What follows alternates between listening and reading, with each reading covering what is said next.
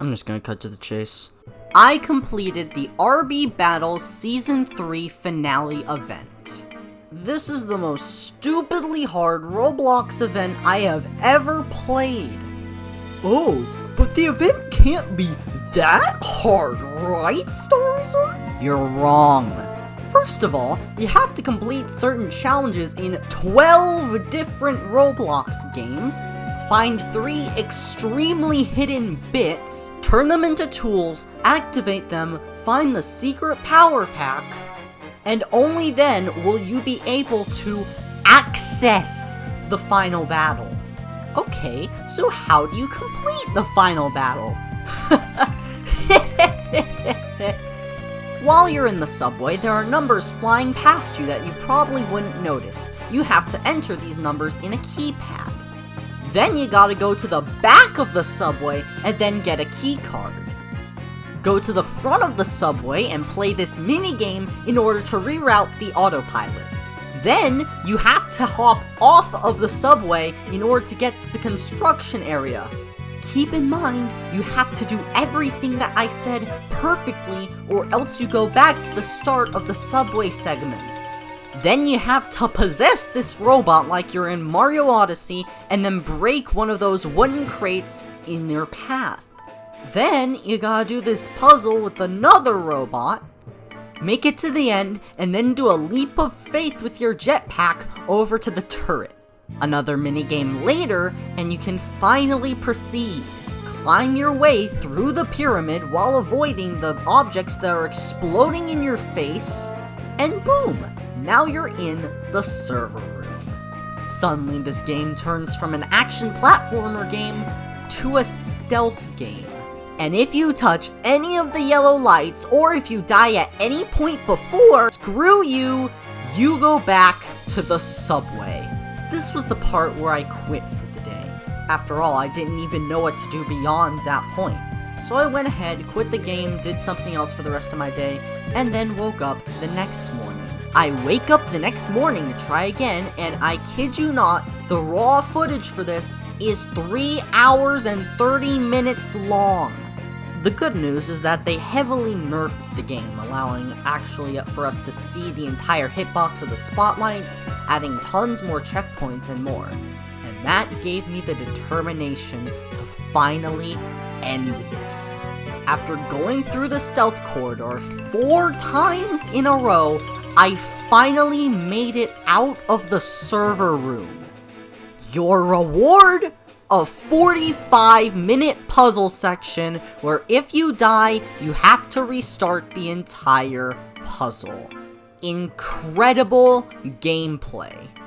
I have no idea how people managed to figure this out in under 24 hours, let alone 8. Once you finally make it out of the puzzle, you get an even worse part. But that's after you make it through the Battle Dome. This is split up into 2 parts. The first part is you having to go around the entire Battle Dome on moving parts with kill bricks all around, and if you fall once, you gotta go back to the start of the Battle Dome. So you make it through that, you luckily get a checkpoint, followed by a segment that took me an entire hour to complete. First of all, you have to complete a harder version of Lava Escape against the clock. Then you have to play Target Town against 2 CPUs with giant arrows. Luckily, you don't die if you lose the Target Town minigame. If you lose Target Town, you gotta do a relatively easy simulator scrimmage CPU fight. However, if you win, you go directly to the finale. In the finale, you gotta press a bunch of buttons before the CPU and get to the top of the mountain to finally end this segment.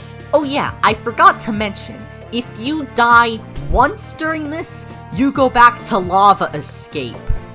Luckily, the game calms down a bit after that. You go to Retro Wave Reef, where you gotta collect 3 crystals and then find a key card with the giant crab mech.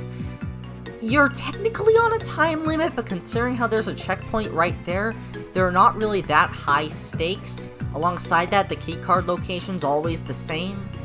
With a guide, this was probably one of the easiest segments out of all of them. Oh yeah, and be sure to watch your battery charge. Then you gotta make it through a maze section with probably the goofiest looking monster I've ever seen.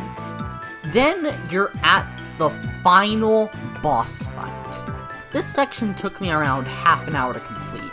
Still a chore to do, but not as bad as some of the other ones. You gotta do an obstacle course to a giant mech in order to fight the big bad evil dude. Once you do that, you get a checkpoint, and then you're thrown into a chase sequence where you gotta chase the giant car with the big bad on it.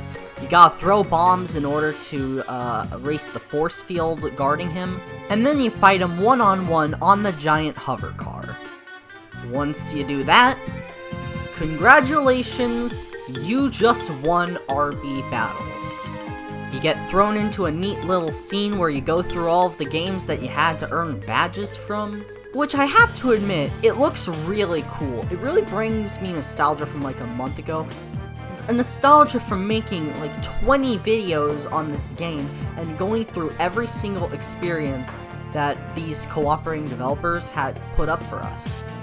But after all of that, you finally get to claim your crown. After completing challenges for well over 12 hours in total, you finally get to claim your grand prize. The Crown of Courage. I was around 11,000th place, so I didn't get the Golden Crown of Courage. In fact, I didn't even get any of the golden items at all.